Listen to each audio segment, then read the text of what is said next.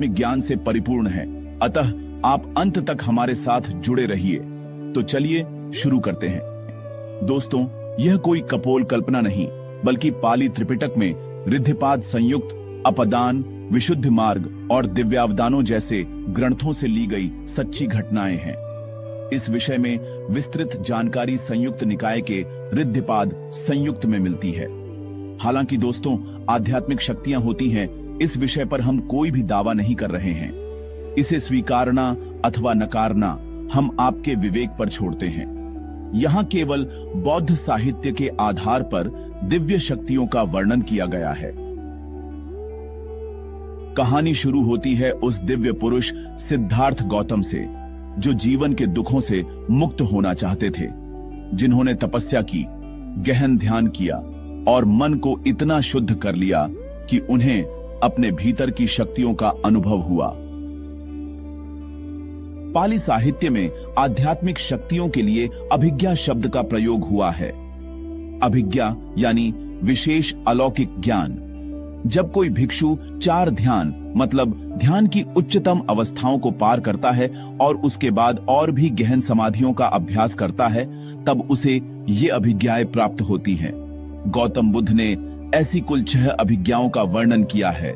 ये कोई जादू नहीं, बल्कि गहन ध्यान द्वारा प्राप्त होने वाली असाधारण आध्यात्मिक शक्ति है। इनमें पहली अभिज्ञा है रिद्धि शक्ति। इसका अर्थ है असाधारण शारीरिक शक्तियां। एक साधक जब गहन ध्यान के कारण इस शक्ति को प्राप्त करता है, तो वह जल पर चल सकता है, दीवार के आर पार जा सकता है, आकाश मार्ग से पक्षियों की तरह उड़ सकता है। गौतम बुद्ध के परम शिष्य महामोगगल्लान को यह शक्ति प्राप्त थी। पाली साहित्य के अनुसार उन्होंने बार बार आकाश मार्ग से यात्रा की, देव योनि के देवताओं से संवाद किया और भूत प्रेतों से बात की। पर गौतम बुद्ध का मानना था कि यह शक्ति प्राप्त करना साधक का लक्ष्य नहीं होना चाहिए। उनके अनुसार यह सिर्फ साधना का एक पड़ाव है। साधक का अंतिम लक्ष्य केवल निर्वाण ही होना चाहिए। अगर इन दिव्य शक्तियों के साथ अहंकार जुड़ जाए, तो ये शक्तियां भी बंधन बन जाती हैं। इनमें दूसरी अभिज्ञा है दिव्य स्रोत, अर्थात सुनने की असाधारण शक्ति। यह कोई सामान्य सुनने की क्षमता नहीं है, बल्कि ध्यान से प्राप्त एक ऐसा इंद्रिय बोध है जिससे साधक दूर दूर की, यहां तक कि दिव्य लोकों की आवाजें भी सुन सकता है। यह शक्ति उन्हें मिलती है जो गहन ध्यान और समाधि से अपने चित्त को इतना निर्मल बना लेते हैं कि उनके लिए ध्वनि की सीमाएं समाप्त हो जाती हैं। तीसरी अभिज्ञा है दूसरों के चित्त को जानने का ज्ञान। साधारण भाषा में कहें तो यह दूसरों के मन को पढ़ने की शक्ति है। गौतम बुद्ध के कई शिष्यों में यह शक्ति देखी गई थी। वे सामने वाले के मन की बात बिना कहे जान लेते थे।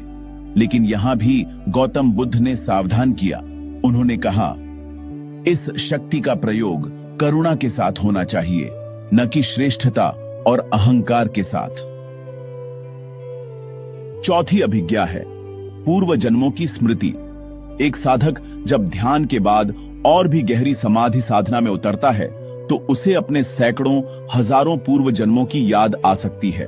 स्वयं गौतम बुद्ध ने कहा था कि बोधि प्राप्ति की रात उन्होंने अनगिनत जन्मों को देखा, यह जाना कि कैसे उन्होंने जन्म जन्मांतरों तक पुण्य किया और बुद्ध बनने के लिए परिपक्वता अर्जित की थी।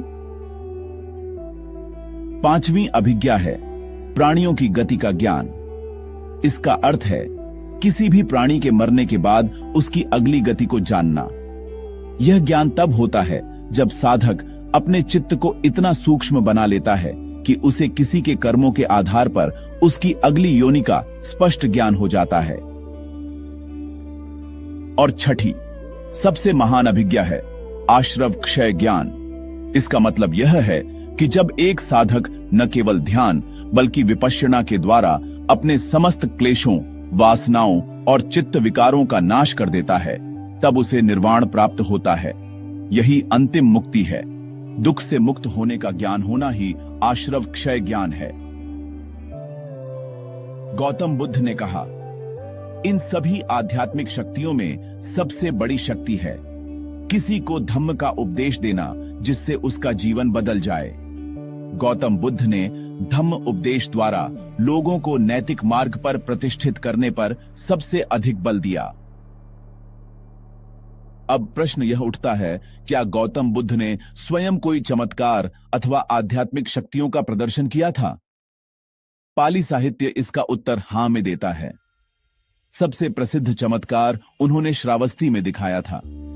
वहां उनके कुछ विरोधियों ने उन्हें चुनौती दी, अगर तुम सच्चे बुद्ध हो तो कोई चमत्कार करके दिखाओ। तब गौतम बुद्ध ने आकाश में उड़ते हुए अपने शरीर से अग्नि और जल दोनों को एक साथ प्रकट किया। यह दर्शाया कि एक सच्चा साधक अपनी इंद्रियों का कितनी गहराई से नियंत्रण कर सकता है। गौतम बुद्ध का यह आध्यात्मिक शक्ति का प्रदर्शन उनके लिए धम्म प्रचार का साधन नहीं था। उन्होंने यह केवल इसलिए किया कि साधारण जनमानस उस समय चमत्कारों को ही सत्य का प्रमाण मानता था। उन्हें गौतम बुद्ध की ज्ञान प्राप्ति पर संदेह था। गौतम बुद्ध ने लोगों को बार बार समझाया, धम्म को समझो, चमत्कारों में मत उलझो। महामोगल्लान की कथाएं भी उतनी ही रहस्यमयी हैं। एक बार वे एक गांव गए जहां भूत प्रेत लोगों को डराते थे। उन्होंने गहन ध्यान लगाकर उन प्रेतों की पीड़ा को देखा और उन्हें धम्म उपदेश देकर मुक्ति देने में सहायक हुए। एक बार उन्होंने एक भिक्षु को चेतावनी दी कि वह मरने वाला है, क्योंकि उन्होंने अपने दिव्य ज्ञान से उसकी मृत्यु देख ली थी।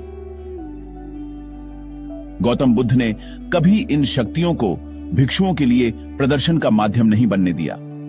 विनय पिटक में गौतम बुद्ध का स्पष्ट निर्देश है, कोई भी भिक्षु यदि इन शक्तियों का उपयोग प्रतिष्ठा, प्रशंसा, धन या अनुयायी बढ़ाने के लिए करता है तो वह अनुशासन का उल्लंघन करता है। ऐसे भिक्षु को संघ से निकाल दिया जाता है। गौतम बुद्ध के पास ये सभी आध्यात्मिक शक्तियां होने के बावजूद भी उन्होंने इन्हें धम्म प्रचार का माध्यम नहीं बनाया। अब सवाल उठता है, क्या आज भी कोई साधक इन शक्तियों को प्राप्त कर सकता है?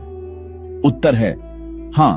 यदि कोई व्यक्ति आज भी ध्यान के उसी मार्ग पर चले, मन की अशुद्धियों को पूर्णतः त्यागे और वर्षों तक समाधि में प्रवेश करे, तो ऐसी शक्तियां आज भी संभव हैं। परंतु सच्चे बौद्ध साधक इन्हें प्रचार का विषय नहीं बनाते। थाईलैंड, श्रीलंका और बर्मा जैसे देशों में आज भी ऐसे साधक हैं जो ध्यान में इतने स्थिर होते हैं कि उनकी उपस्थिति में ही लोगों को शांति का अनुभव होता है। वे आध्यात्मिक शक्तियों का प्रदर्शन नहीं करते, परंतु उनका जीवन ही प्रेरणा बन जाता है। आध्यात्मिक शक्ति या चमत्कार तब तक अच्छा लगता है जब तक हम अंतिम सत्य को प्राप्त नहीं कर लेते। गौतम बुद्ध ने यह सिखाया कि आध्यात्मिक शक्तियों का, चमत्कारों का भी एक दिन अंत होता है, पर ज्ञान, शील, प्रज्ञा और करुणा का कभी अंत नहीं होता।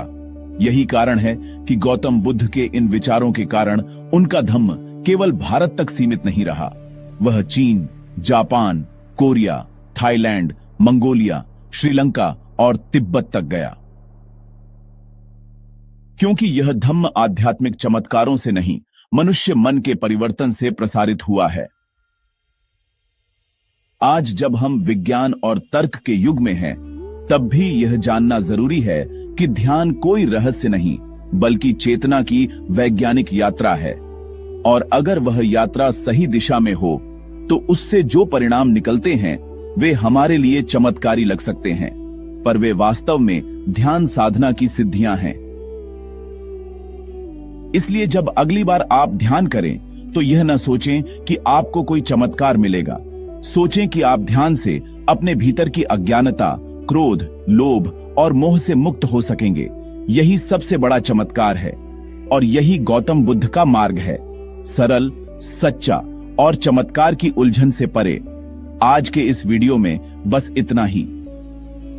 हम हमेशा ऐसे रहस्यमय ज्ञान से युक्त वीडियो आपके लिए लाते रहते हैं। हमारे साथ जुड़े रहिए।